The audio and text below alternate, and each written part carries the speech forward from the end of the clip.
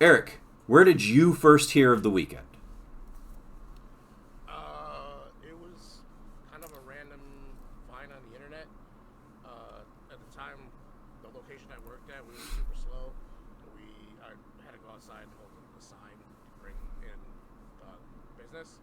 So I just threw that on my iPod to tell you how back far that is, and rocked the Beauty Behind the Madness album. And then from there on, I was a fan. I probably listened to that album like 100 times standing out there at work. See, I actually have a really cool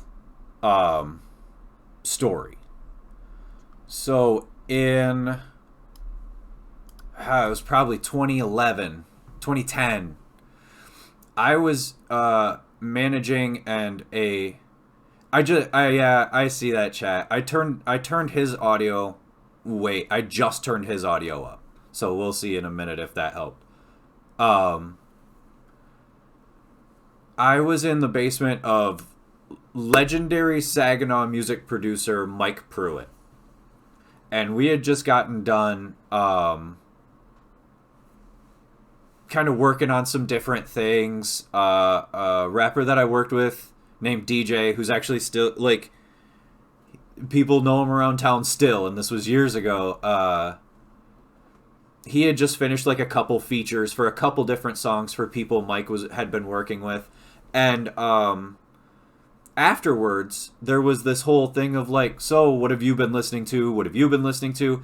And it was all of us just kind of throwing around things that we hoped each other hadn't heard yet. And one of my favorite things was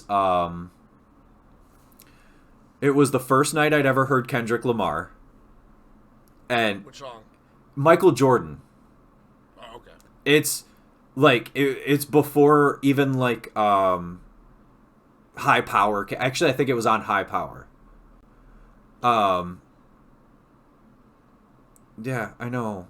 My girlfriend used to go to Pitchfork and stuff and take pictures of people, and like anytime I'm like she'll get in the car and I'll be like listening to Schoolboy Q or something, and she'll be like, I saw him in concert. It's like, you don't even like him. And then that's the same night, the first time I ever heard A$AP Rocky. So I believe the two songs that got played that night were like the demo version of Goldie and Purple Haze. Oh, okay. Who else got played? Because there was a lot of... Odd Future. Because it was before Odd Future was a big thing at all. Before Frank, before like Tyler had his own thing going. It was like the group album that came out. And that was the first time I'd ever heard Odd Future. And then a friend of mine named Josh Allen had put on this live performance of this guy who couldn't even, like, he looked like scared to look at the audience. He kind of was turned sideways, but the song was so crazy, and it was Wicked Game. Mm-hmm. It was The Weeknd doing Wicked Game, and I don't know what it was. I just like, I need to hear all of this. So I went straight home and downloaded only the first two of the trilogy albums were out at the time. It would have been House of Balloons and Thursday. Okay. And I listened to them straight for like 3 months. Sick. Yeah, I didn't really know about that older stuff until you made that playlist, and I was like, oh hey, okay. And then I kind of got hooked on that Dirty Diana remake. So yeah, that's a really cool one, and he actually did that kind of in response to the criticism that he was just a lot like Michael Jordan. For some reason, if you resemble somebody, you always get compared to that person. Yeah. So, and his voice in practice kind of sounds like Mike. So what he did was he was like, all right, well, I'll cover a Michael Jackson song, but I'll make it very much my own. And it's the same song, but it's super different, and it's really cool how he made it his own. Now that you brought that up, it's really cool you brought that up. Tell me what you noticed, because we made a playlist that was all... No, you made a hell of a playlist. I just went through it. It was a playlist that I made for the show that was it was literally every like significant song in the Weeknd's career, and then the songs that either he said had influenced or a sample was used for it right after it. What ones did you really notice? What ones really caught your eye more than another one? I mean, a lot of them caught my eye just going through it in general. One thing for sure was the Happy House thing, the opening for it, because my first thought was, oh shit, that's mindless self-indulgence, because it's the same thing. And I was just waiting for all of a sudden the bitches line to come through, and then I'm like, oh dang. And so then when I had never listened to that House of Balloons track before, right? So then when I went back and listened to it, I'm like, oh, that's crazy. But yeah, a lot of it, like I said, a lot of the stuff that you threw on there was a lot of stuff that I didn't know, and it was really sweet, like just going through and hearing the comparisons. The songs that he like got inspiration from still sound the same, like the flow and how everything goes. You could tell it still runs the same, but the samples and stuff too. I was just like, at one night we were sitting here, I just was going through showing Rachel. I'm like, look at it, and he was showing me this. I was going through the playlist on the Xbox, like showing him, like, isn't this crazy? And then I had to play the Dirty Diana thing because she's like super huge Michael Jackson. Me too. And I was like, you might hate this because I say that about any cover that's Michael Jackson that I play for, but she said the grittiness and stuff was pretty cool. She's like, I can see it, because of his voice. But like I said, well, you said too, like he sounds, just like him. So, and that was a lot of this was good stuff. That was addressed really early on. Yeah, that's what I was about to bring up.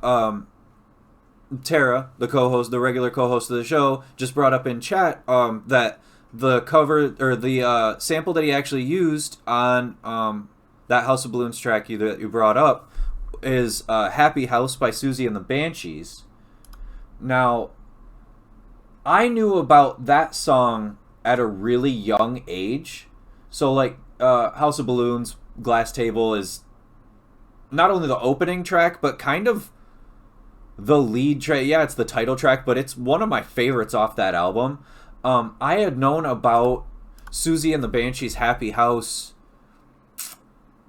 since I was a little kid. My mom was a big Susie and the Banshees fan, and it had never clicked that they were that it was a sample until last year we were watching the Super Bowl, and he did the halftime show, which that was amazing. I wish I'd have been able to have this show set up then, because I wanted to do just a breakdown of that whole performance. Yeah. But it's playing, and Tara had never heard House of Balloons before, and she turned and looked at me, and like her eyes were big and wide. She was like, "That's Susie and the Banshees," and and it really caught me off guard because I know that song, and I don't know why it had never come up in my head.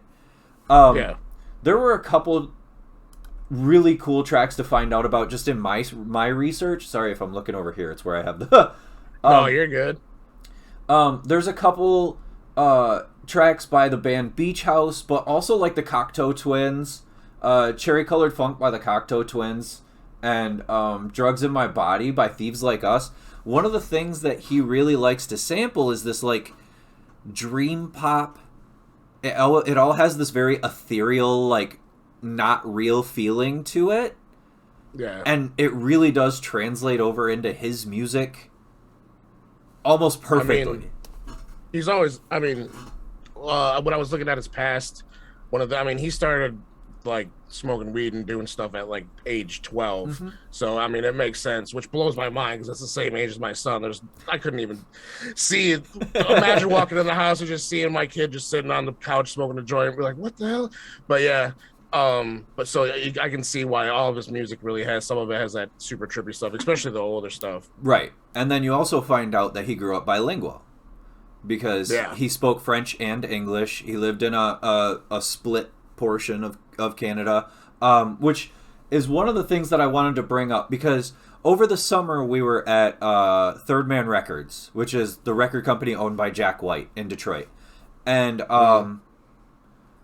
there's this record playing, and in any record store you go in, there's the record that's sitting upright and it's on a little plate that says now playing.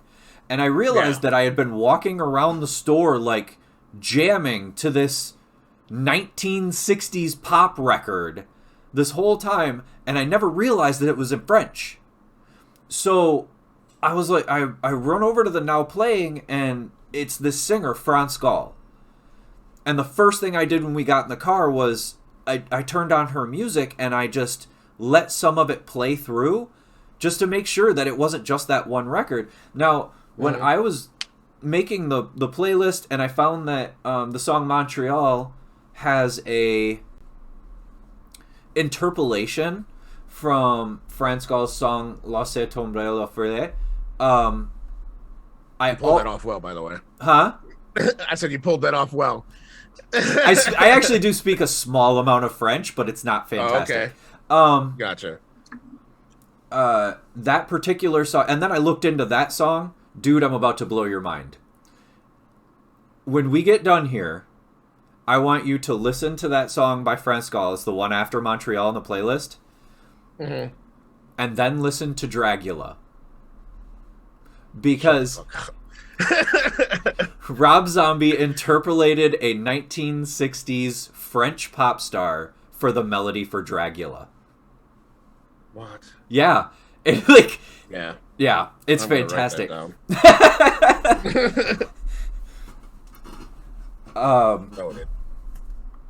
But once you get a little bit farther, you get past the trilogy albums, you run into him getting more and more involved in like contemporary foreign music, mostly French.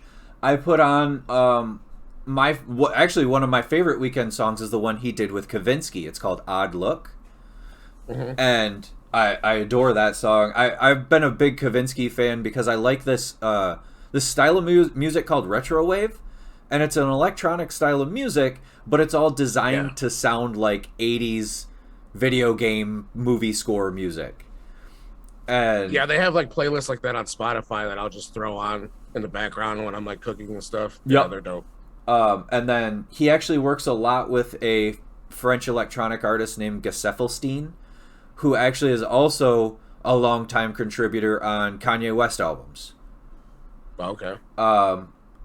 We get past which actually you see more French music in Kissland.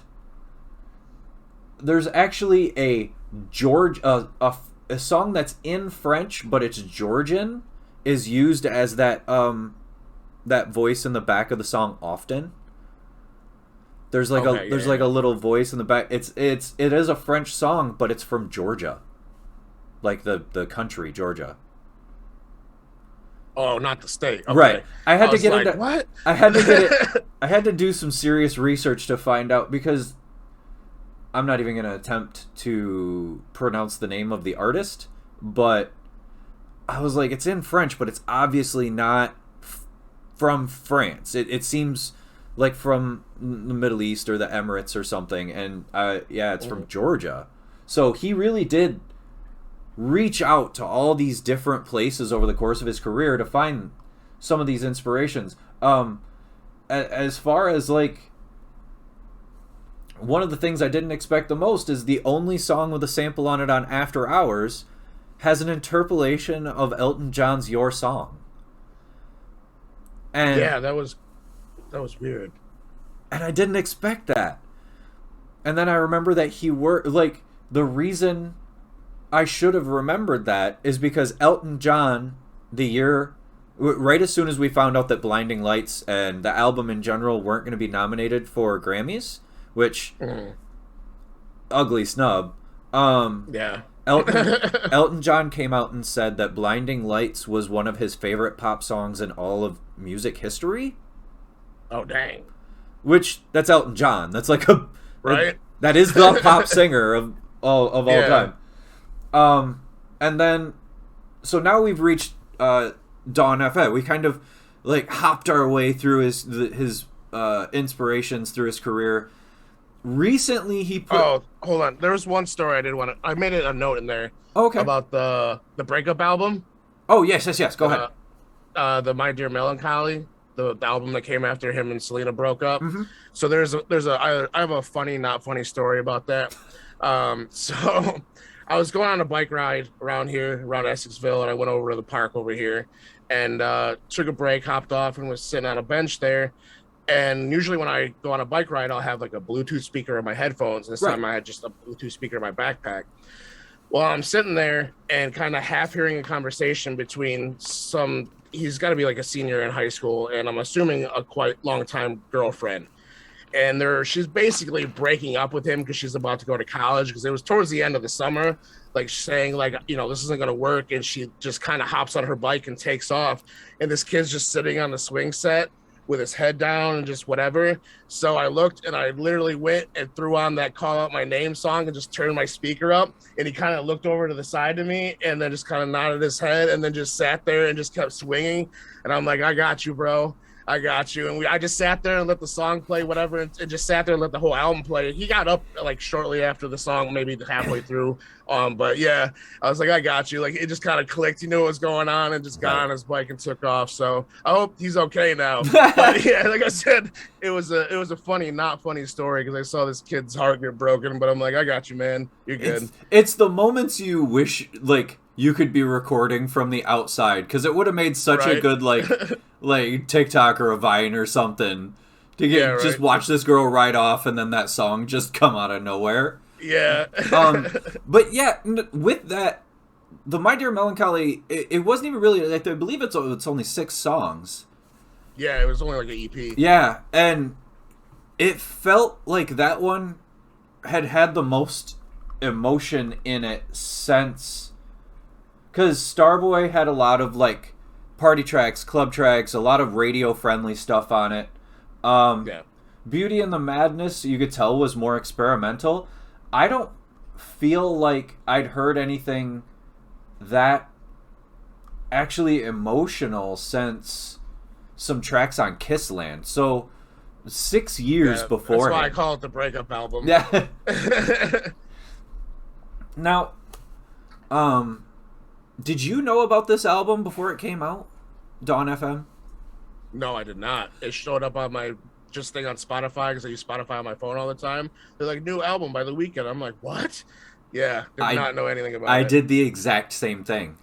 Because I'm a huge fan. I've shown so many people like older songs. My favorite Weeknd song is actually The Morning. The Morning, I do kind of like Birds Number 1, but that's kind of jamming in the car by yourself. But like The Morning, you can almost play for anybody, and as long as they're not paying too much attention to the lyrics, they won't get offended. They won't get offended, and B will like, you'll see them like ride that vibe until they start listening to the lyrics. They'll be like, oh, this. I mean, most people nowadays don't really pay attention to the lyrics anyway. Right. They're just listening to the beat and like whatever. So that's why they can say the most ridiculous shit. It is a stripper appreciation song. But there's also songs like, a lot of people at this point, unless you're probably around my age, you're my age, you've forgotten about the Or Nah remix, where he dropped one of the nastiest, freakiest verses on any song ever. The Wiz Khalifa with Wiz Khalifa.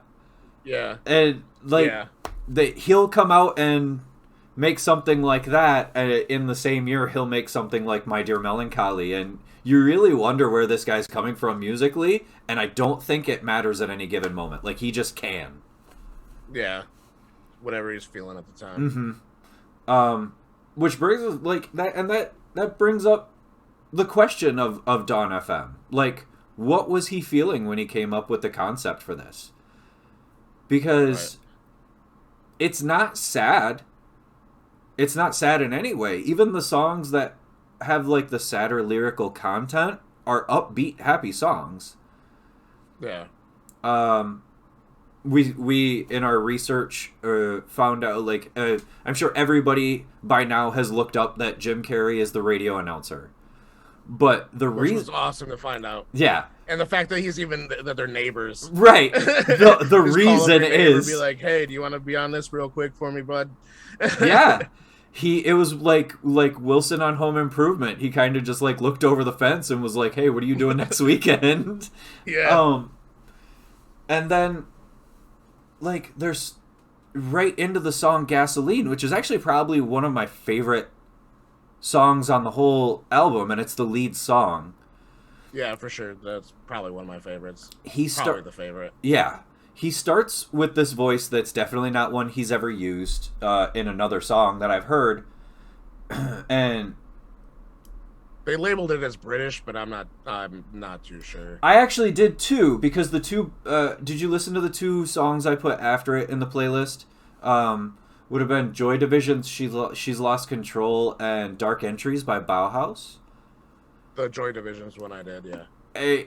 That's the one, like, as soon as I heard him doing this voice in the beginning of Gasoline, I was like, that sounds like Ian Curtis from Joy Division.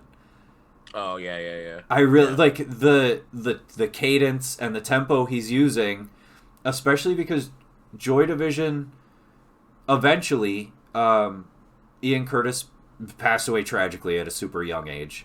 And they went on to make the 80s dance band New Order, and so a lot of like the dance tracks that people know from the 80s that they can't quite put a finger to what the band was, it's probably New Order. Yeah. So that but Ian Curtis had that very not rumbling, but it was almost like a rolling lyrical style. Like he was singing in cursive. And hell, I won't be able to read any of his lyrics. But that's what that voice, and it intrigued me right off the bat, because I was like, what is this? Like, I restarted the song right after it like 3 or 4 times. And then just the music to it is super fun. Right. You had put something in the notes. Hold on, let me see if I can find...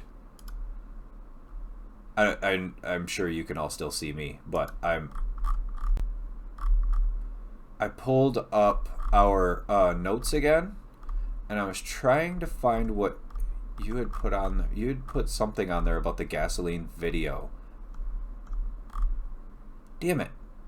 Oh. Nope. Okay, so there's 2 versions of the Gasoline video, though. Yeah, there's like a behind this. He's been putting out 2 versions of every one of them. There's like the XO version that they're labeled, where everything's all behind the scenes, and then the rest of it, the other one's the actual video. Okay, that makes sense. All right, go back to what I had up. Sorry, got distracted. We get into like super dancey track. How Do I Make You Love Me? It is the song that I was referring to when I said that some of these songs have super like upbeat sounds to them, and then they have like these really sad lyrics. Like Gasoline. I was trying to remember that lyric that you put on there. It's 5 a.m. and I'm a nihilist. Yeah, that's what. I know exactly what. If I would have known what you were looking for. Okay. Yeah, he says it's 5 a.m. I'm a nihilist. I know there's nothing after this. Is what the line is. Which, like, when you think about that outside of the context of the song, it's super depressing. But then you listen to the song and you're like, you're bopping to it like you could listen to it in your car, and then. So there is this dichotomy between what you're listening to and what he's saying, and I feel like he does that on purpose so people hear the song and more people want to listen to the song, and then and then later on you get it. You know what I mean? It's like a slow action pill. Yeah, right.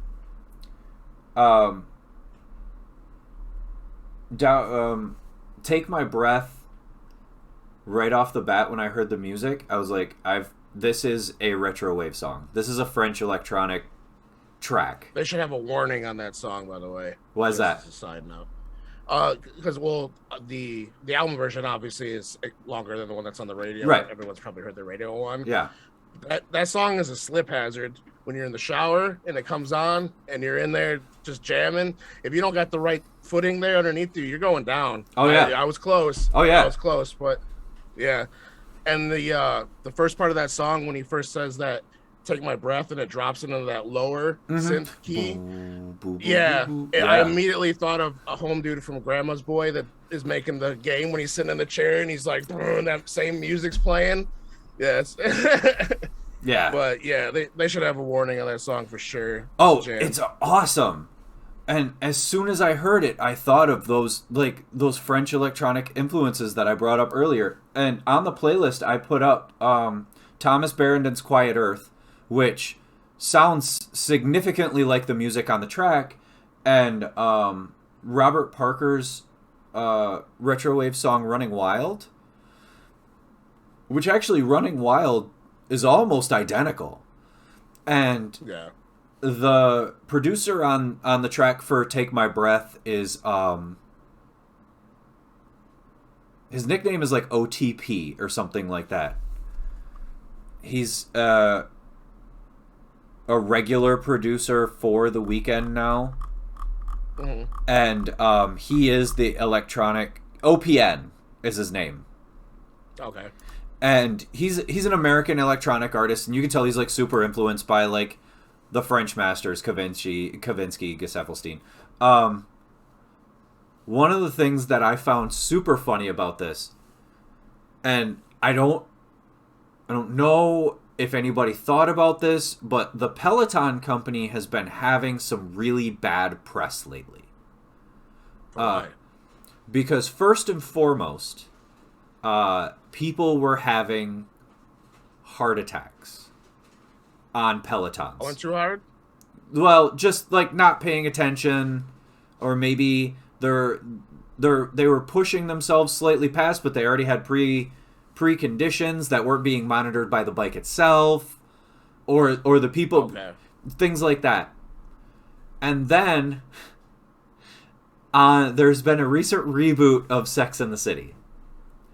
Okay. And in this recent reboot of Sex and the City, Chris Noth, who he's having problems now too.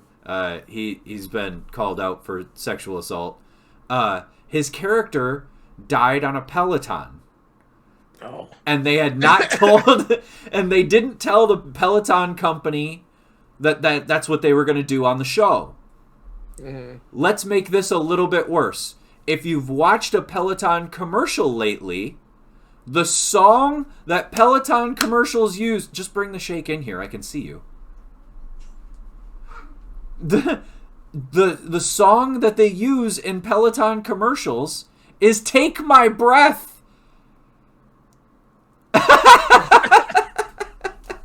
That's just all sorts of bad luck. It's just, oh man, who is not paying attention? Somebody got fired for that one. They're still using it. Did she actually bring the shake in here? No, she just gave a corner peek and then ducked back in. I saw that. Like, I can't see her. I'm looking at the screen. But yeah, that's I absolutely adore that song, because as it is a song about literally dying, we're listening to this dance track that, like, even you say you want to. It's about the act of letting go and letting go of your life, shuffling off this mortal coil. Which the next song, and I want to point out an irony between the next song, Sacrifice, and the song it directly samples. Thank you. I appreciate it. The song is about not having the emotional ability to give up anything for the sake of other people, for the sake of one love interest in particular. Especially, even though and despite the fact that the character that we're listening to, this Weeknd character who kind of looks like Morgan Freeman in the narration of the album, he's passing away, and he's still like holding on to these material portions of life that don't matter. The song that it samples and interpolates is a straight up gospel song about giving everything up to God. Yeah. He's out of the box. And he's doing that right, and there's no reason, like, and I honestly, you know, we've been setting up this episode, doing this special like for 2 weeks now.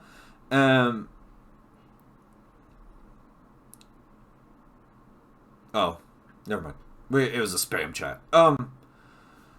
And I've been really excited, and the one thing I wanted to research when I found that was why.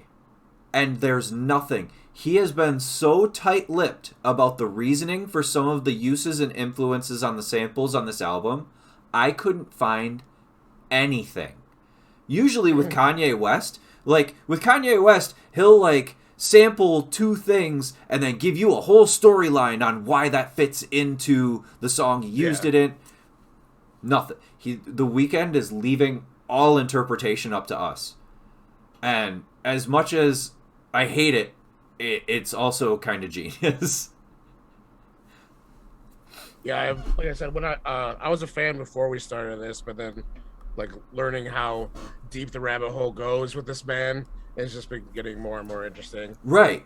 And even like I thought I knew a lot, and then I started doing the research for this, and I realized that I was scraping the surface. Right.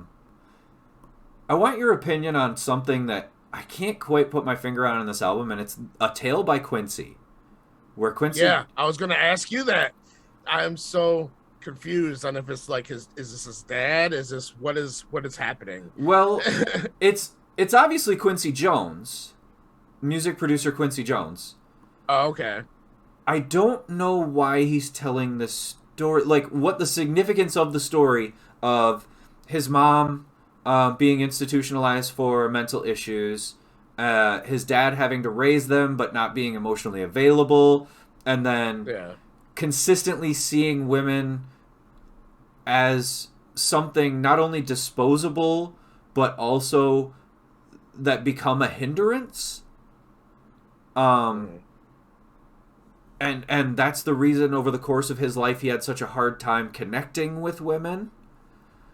I don't know if this is supposed to be the Weeknd relating to the story through the story by Quincy, which would make sense, but there's nothing else around it tying. Like, the next song is Out of Time, and that song almost seems like, well, no, I'm about to answer my own question. Because the I mean, once you start talking these things out, I guess you kind of run into... But the next song, Out of Time, sounds like a song of... I mean, the lyrics are all lyrics of regret. He is an unreliable narrator in the song Out of Time, in the sense that he'll say, I definitely didn't want to do this and didn't want to do this, even though when he sings I'm out of time, those are obviously things he regrets not doing. Right. So I guess A Tale by Quincy is talking about these things that he regrets acting that way. And then as the character... It might go with... Is when his younger Weeknd days where he didn't keep any women around. He just dipped out on his mom, threw a mattress in the back of a van, and took off. Yeah. Like, I don't know, maybe it has something to just do with that. It's just, who knows? Which also, have you seen the movie Uncut Gems? I have not. Okay, well, okay. So, there's going to be an upside and a downside to this. Because a lot of people loved that movie. I did not. I had a hard time with it. And it was the direction, even though I love the Safdie brothers, who were the directors of it. Later on in the album, that really maniacal voice that you hear laughing over and over. Yeah, Tara's chatting from the other room. The movie Uncut Gems will give you, if you have anxiety problems, don't watch it. Because Okay. it really, like, I got, like, physically, I stormed out of the room because I was physically angry at characters within the first half hour of this movie. I was like, and not that, like, and it's not even that, like, oh, these characters are making stupid choices. It's, these characters are making choices that people would really make, but you know that they're not ethically correct. Right. Like, why are you being an asshole for no reason? The Safdie brothers directed that, and later on, when you hear the demon voice in Dawn FM, that's actually film director Josh Safdie. Oh. So that's another connection to The Weeknd out, because he is also in the film Uncut Gems as himself. Oh, okay. I just had to look it up here to see. I didn't know it was that. It's that one with Adam Sandler. Right? Yep. Okay. He actually, there's a whole storyline about Adam Sandler catching The Weeknd having sex with his girlfriend. Yeah. That's unfortunate. And he's playing himself. Like, it happens at a Weeknd concert. I got a chocolate shake. That's delicious. Okay.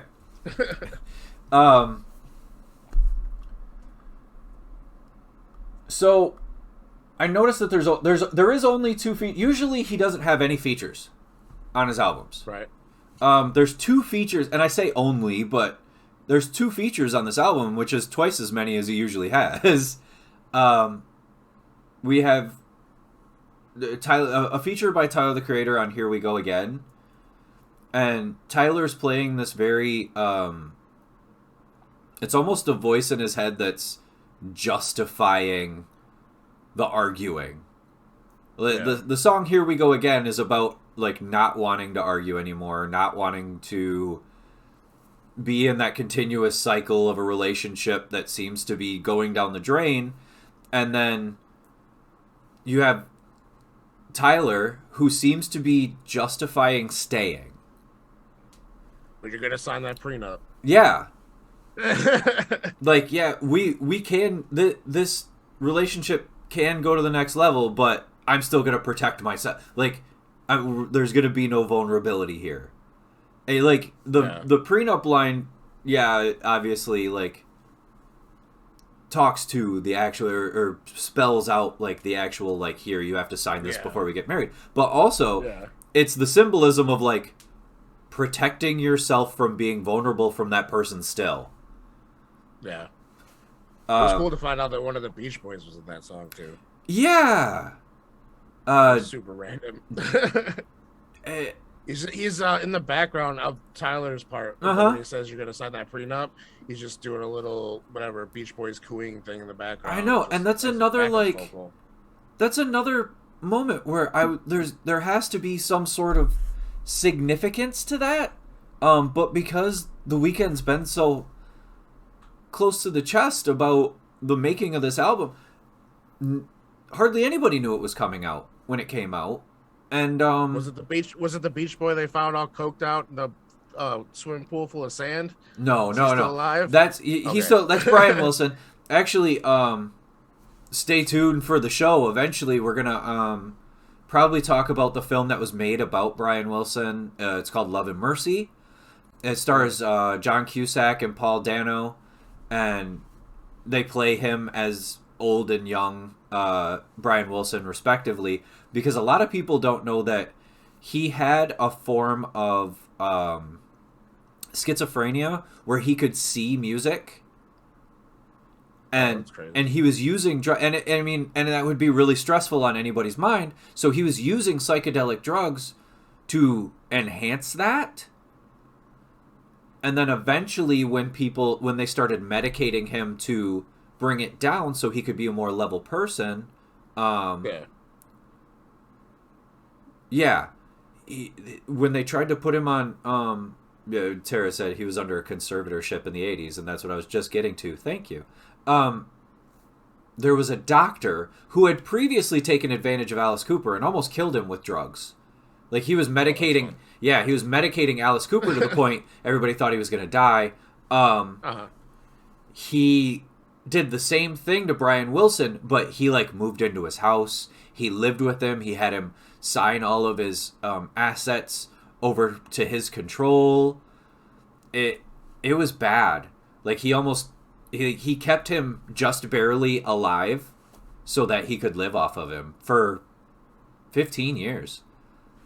That's crazy. And it's this amazing movie called Love and Mercy, and no, I believe what was the name of the Beatle? That's gonna bother me because I don't think it was it's not like one of the ones you usually hear about, like Mike Love, Brian Wilson. Mike Love is the one who still tours the Beach Boys around.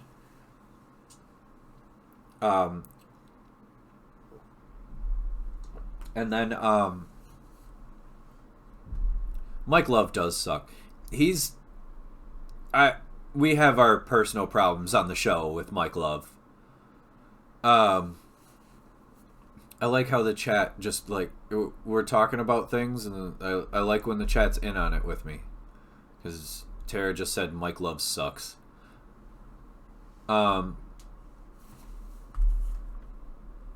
There's a couple tracks here that I don't know if it's purposeful, but it doesn't seem like there's any audio break between the next 4 songs. They sound like, if you're just listening to it straight through, they sound like one long song. They kind of connect musically as they go on. Yeah. Until we get down to I Heard You're Married, which is the one that features Lil Wayne. Wayne here, as much as for a few years I absolutely loved everything he did. There was like probably 3 albums there where I was like, oh man, he's making good stuff. Wayne doesn't sound great. I don't know. Is it just me, or does it sound like Wayne's struggling a bit? I mean, how old is he now? I mean, he's probably... he's not old. 41, maybe? 42? Okay. Because he was like 18, 19 when I was in 8th grade. So he's probably in his early to mid-40s. Okay. Yeah, because, I mean, I used to listen to, like, the mixtapes and everything, and like Carter's and all that like that. And then, I think after, like, Carter 5 or something, he just kind of slowly fell off. I still have a cassette tape of the Hot Boys. The Block is Hot. It's just the album covers back then were just the worst. Right. Everything looked like a counterfeit dollar bill. Flames in the corner and like a city in the background. They all had, like, we see like grills now, and they're like really cool looking. Grills then just looked like dentures. Especially like the New Orleans style of grill at the time, like the late 90s, early 2000s. They look really bad now. That style did not age well. No. It's like they just took the gum tinfoil and just stuffed it in their teeth. Did it that way. They're not on the level. I did it. I did it in school. Right. Same. Everybody did that shit in like middle school. Do you have any thoughts about these songs between Here We Go Again and I Heard You're Married? Let's see here. Starry Eyes was one that came off as another one that was kind of a similar areas that My Dear Melancholy. Mm-hmm. How about how he had starry eyes back, when he first met this person, and now it's not the same. You know, uh, that was one that really stood out. Um, on this album, I really enjoyed the radio buffers that I they have. adore them because the things he say if anybody, and a lot of young people wouldn't even understand them. There's a lot of people right. younger than us that wouldn't even understand why those Are the best. Right. They didn't sit there at their radio with a cassette waiting for your song to come on so you can record that shit. They didn't do that. Well, especially because it sounds so much like when we were young, there's this thing that young people now wouldn't understand called grown folks music. Like, it's music that, like, if you were riding in the car with your friend's parents, that's Right. the station they were listening to. And Or the station they have on at like the dentist. yeah, You're just like laying in the chair. And it's like the same radio station, kind of style radio station my wife listens to, and she's like, "I like this music." I'm like, the buffers. That's all I can think of is the yeah. dentist office, and I'm like, But But like it's that classic.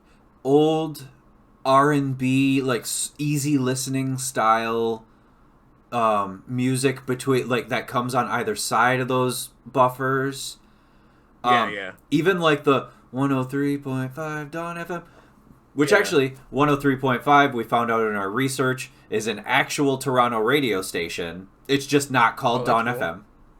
Right on. It's the actual, like, hip hop station in Toronto.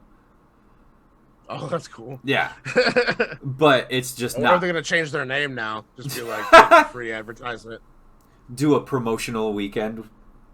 Oh, that joke works on two levels. I didn't even realize that. But Maybe. one of the things I wanted to point out about Every Angel is Terrifying is this aspect of what the public thinks something's supposed to look like and what the reality of it looking like is. Yeah. Do you know what I mean? Because when, in a general sense, you hear about angels, it's blonde white dudes playing harps with eagle wings. But then when you read the Bible and you find out what angels actually looked like, they look like 100 wheels spinning centrisically, and every wheel has 1,000 eyes on it. The angels are not attractive beings in the Bible. They're scary. So that song and the lyrics in it really do exemplify this. Okay, everybody thinks this is what this is supposed to be. How I'm supposed to act, how I'm supposed to handle these situations, what I'm supposed to sound like. And this is the reality of what I've been trying to do. And even just the name of the song, Every Angel is Terrifying. It's not just him. Every artist has this side that they actually want you to see, but they can't because it's not what you want to see. Or that's not what the public wants to see. Right. I think there was something I saw with John Mayer where he was talking about that, where he made a song that was, this long, and by the time they got done chopping what they wanted out of it, it was this long, and it wasn't as much as what he wanted to throw in there with, like, guitar solos and everything else. Mm-hmm. But I mean, they're under the control of the corporations at certain points here and there. Right. So they can't really have any say over it. My sister is a giant Taylor Swift fan. Huge. I could care less one way or another, but she actually had said to me, I just want you to listen to this one album. Like, I don't care if you just listen through it once. If you hate it, just tell me you hate it. She had made, which I don't know how many of our viewers are new viewers. I want to thank any new viewers that came to watch you. But I play Americana music, what most people would call like bluegrass, but Yeah. and it's that. It's an Americana album. It's a bluegrass album. And the lyrics are written in a very bluegrass way. And I was like, okay, yeah, I like that better than other Taylor Swift stuff. Why were you so pushy about it? And she said because she technically changed her name. She put a technical extra space between Taylor and Swift and the contract to make that album because her other record company didn't want her to make it. Oh, okay. So she legally changed her name. She just put 2 spaces between Taylor and Swift instead of 1 so that she could make this album shoot. And I was like, actually, I kind of dig that. Respect a little bit, you know? Yeah, I'll give credit. Loophole. Yeah, I'll give credit where credit's due. Somebody got paid a hell of a lot of money, hit that space bar twice. That's for sure. Hi, Rachel. Rachel says hi in the chat. She's also in the other room. At least we know our significant others are watching. So, you know, I heard you were married, but another song that really struck me. Okay, so we've been talking about the sound, the 80s sound of this album, and then we get to the song Less Than Zero. Are you familiar with the film Less Than Zero? I am not. I'm trying to remember who the principal, the main actor in the film Less Than Zero was a very young Robert Downey Jr. And at the time he was making the film that is about 3, you know, rich LA late teen, early 20s, who are all having a hard time with alcohol and cocaine.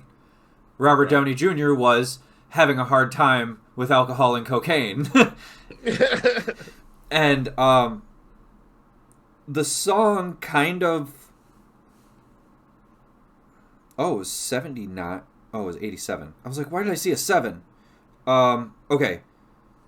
It's Robert Downey Jr., Andrew McCarthy, and... Oh, Jamie Gertz. So, are the Lost Boys? The girlfriend in the Lost Boys? Okay. That's Jamie Gertz. Okay. The song kind of gives that same... Yeah, star. Thank you, Tara. The song gives that same feel where, yes, I'm going to play up these I'm gonna, in my music, I talk about all these things that I do. Like the hills, I only call you when it's, 5 a.m. and often I do this every night. But the problem with that, and you all go, yay, I love this song. The problem with that is, in real life, I only call the girl I actually like after 5 a.m. and I party like that every night, and it's not healthy. And I know it. So while you're celebrating these things that I do, I am wishing I didn't do them. He won a Kids' Choice Award for a song about doing coke. People don't pay attention to nothing. The irony, right? It's the irony of it's like the looking past the reality of the song for our own enjoyment, and it's almost like he's kind of like putting the reality of that in our face. You know what I mean? Like, look, like the song Less Than Zero is basically saying, I'm telling you I do all these things.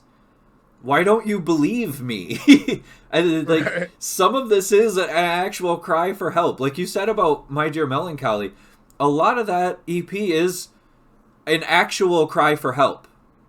Like he's and then I mean he does have a good group of artists around him. There was a time way back when only a few people knew who The Weeknd was, that Drake's Take Care album came out, which is one of my favorite. It's one of my favorite albums of all time. I truly feel like that album set a lot of the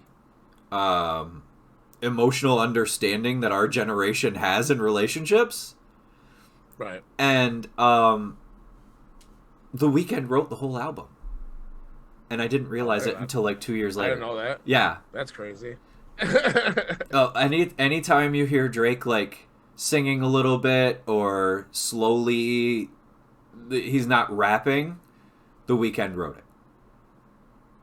That's nuts. Yeah, which most people like that album was the first time that most people were exposed to The Weeknd because he's on the song "Crew Love," which is a banger. If you're younger or you're not a big hip hop fan, and you just go listen to the song "Crew Love" off Drake's "Take Care" album, still slaps. It's what 16? No, like 14 years old now. That's crazy. That's crazy. But a lot of people, that's the first time they'd heard of The Weeknd because he was on a Drake album that he actually wrote.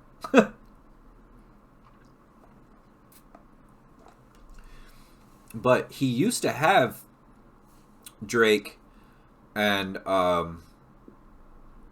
E12, which is one of the producers that a lot of those EXO guys work with.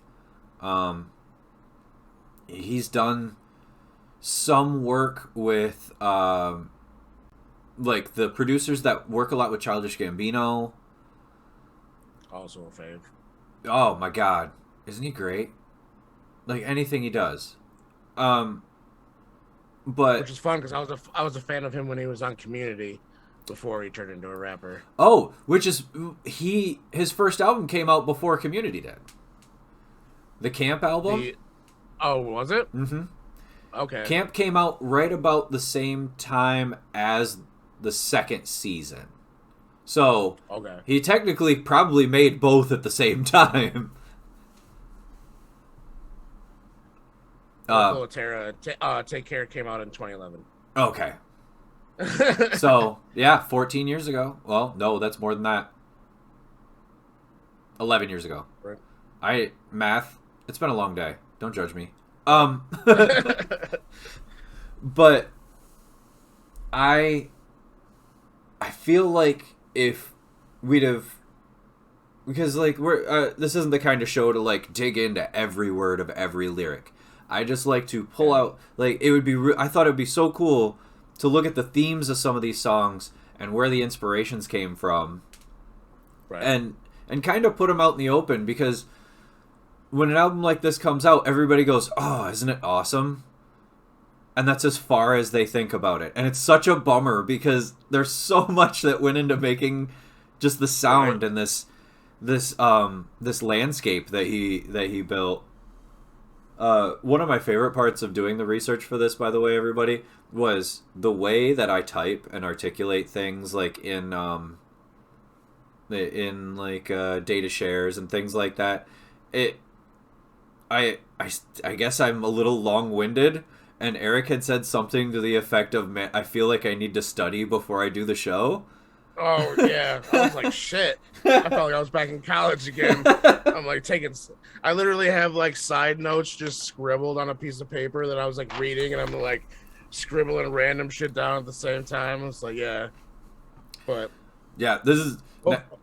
hopefully we're good. I usually freeze on tests. No, you're like that. I've been having a lot of fun. One of the things I did want to ask you is, at the end of the playlist I put these 3 Kavinsky songs, and they all, like I said, kind of feel like they belong on the album, even though they came out. Kavinsky's one great only album that he made for himself came out in 2010, and it was called Night Call, which a lot of people would know the song Night Call if you've seen the 2011 film Drive with Ryan Gosling. It's one of the first songs you hear in the movie, and it's just this really beautiful... it's hard to explain.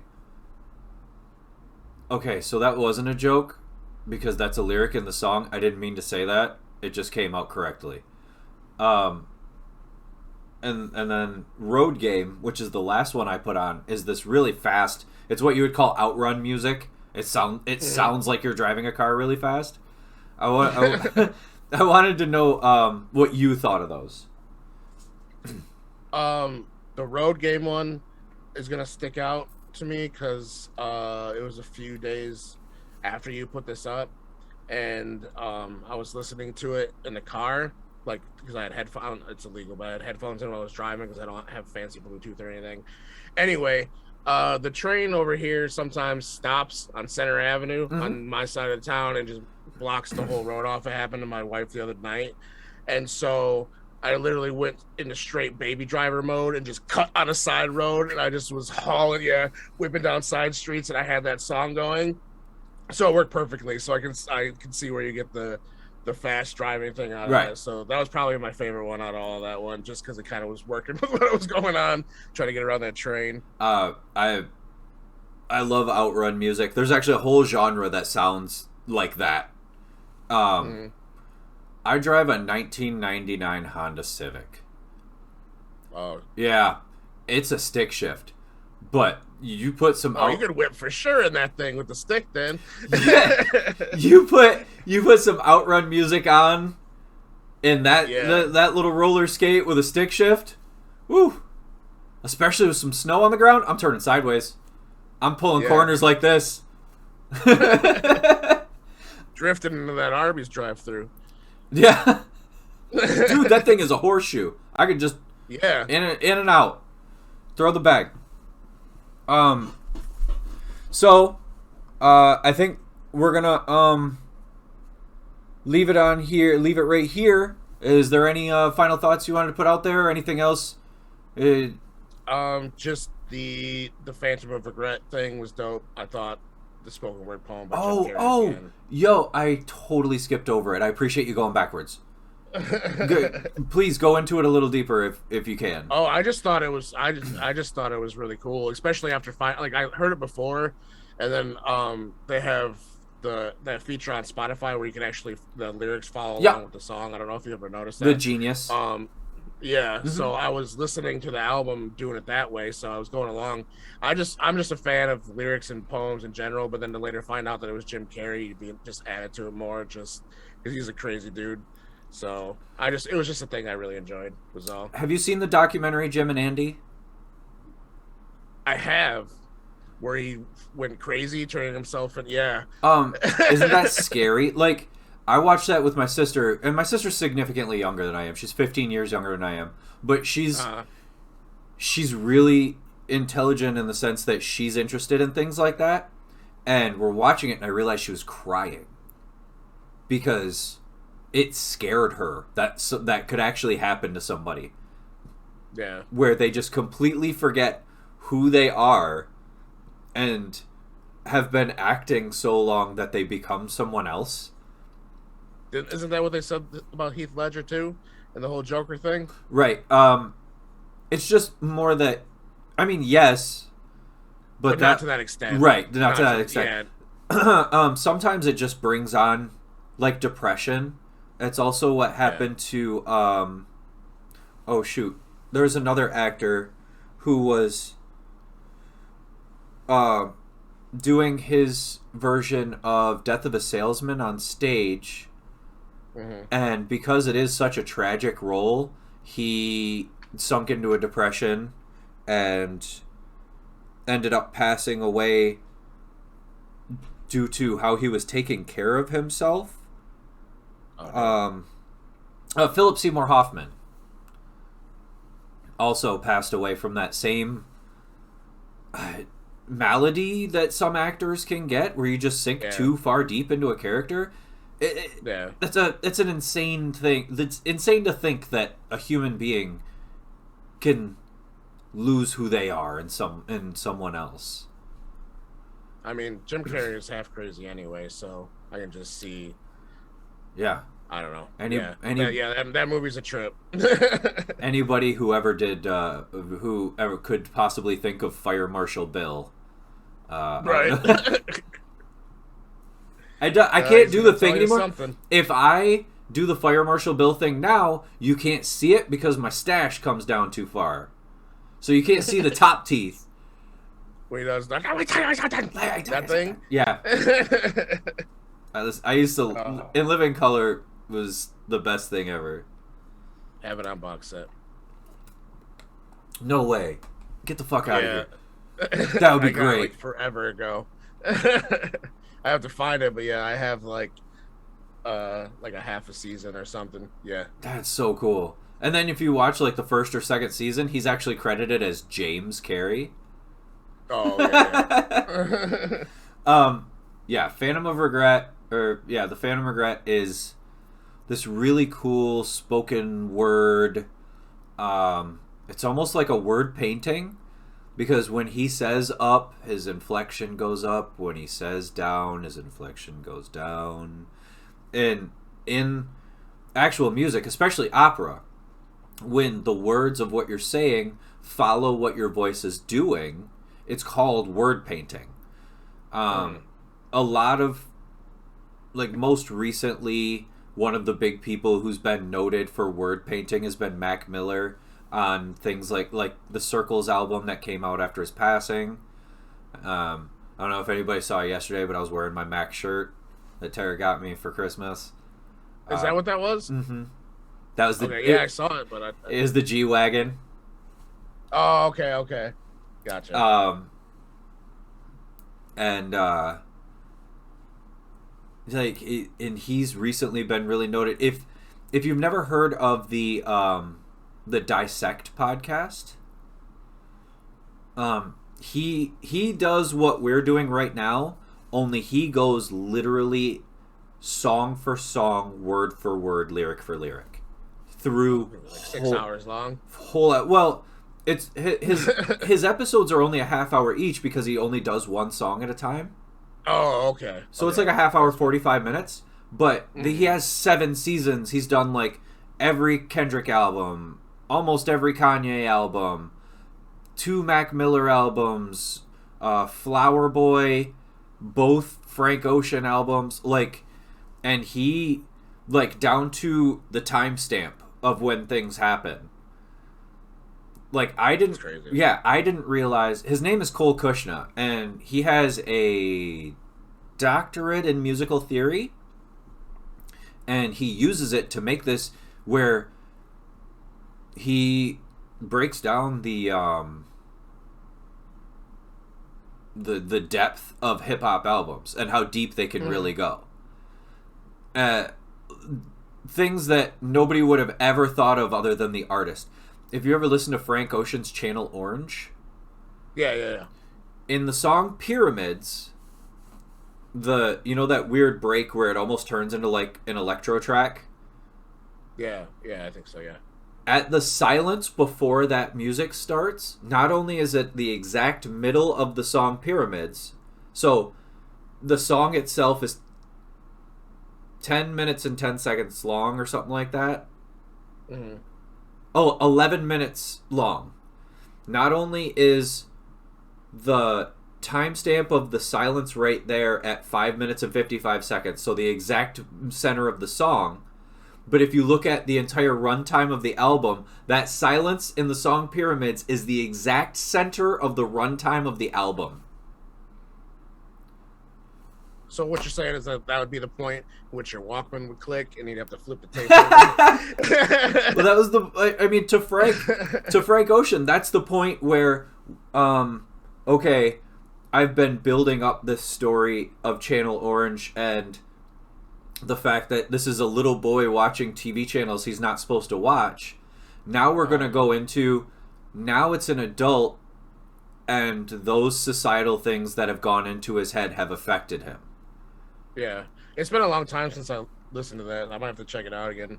Buddy of mine, I think, just got it on vinyl, so I have to check that out. Dude, if I could find Channel Orange on vinyl, because we have a significant vinyl collection here. I finally got my first Mac on vinyl. I found Good AM on vinyl, and that was cool. I think I have a Run the Jewels. And then for Christmas we finally got a record player here. So you had records before the record player. Well, she has one at her apartment also, because she still has her own place. Gotcha. But we didn't have one here. So now we have one here, and we can actually listen to our records. So that's cool. All right, so some shout-outs. 989. One of the cool things is that we met at a New Year's Eve party that ended up being like having people from 3 of the major podcasts in the area all at one party. There was you and Rachel, me and Tara, and then Matt and Mark. Yeah. And it was like the 9/8 Matt. Huh? It's a pale face Matt when he ended up on the floor. Did you see the picture? Did you see the pictures they took? Yeah. Oh, they're so. I was one of the. I edited one of the things. Oh yeah, the album cover. Yes. If you're watching, and you came here to see Eric, please like, subscribe, click the little bell, comment. If you know where the studio is, you can just yell at the windows. Something. Anything would help the show. Buy bits. Buy bits. I don't know how bits work, but buy them. Honest to God, I've been on Twitch for a few years. I don't even know how they're like this mythical. It's just like, ooh, like bits, Bitcoin. Ooh, magic. Sell an NFT and buy bits. I don't know how either of those things work. They're gonna send you a JPEG and some Legos.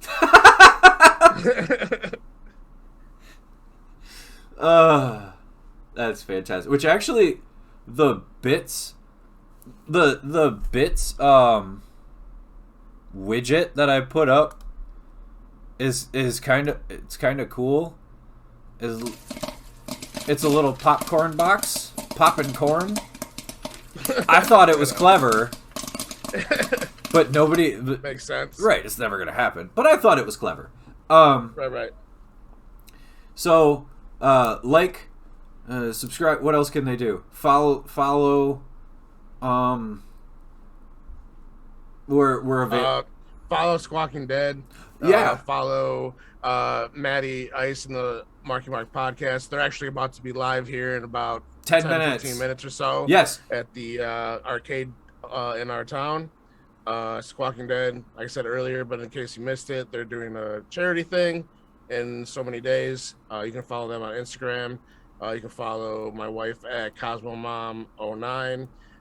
You can check out Blazy Gardner. She's another one.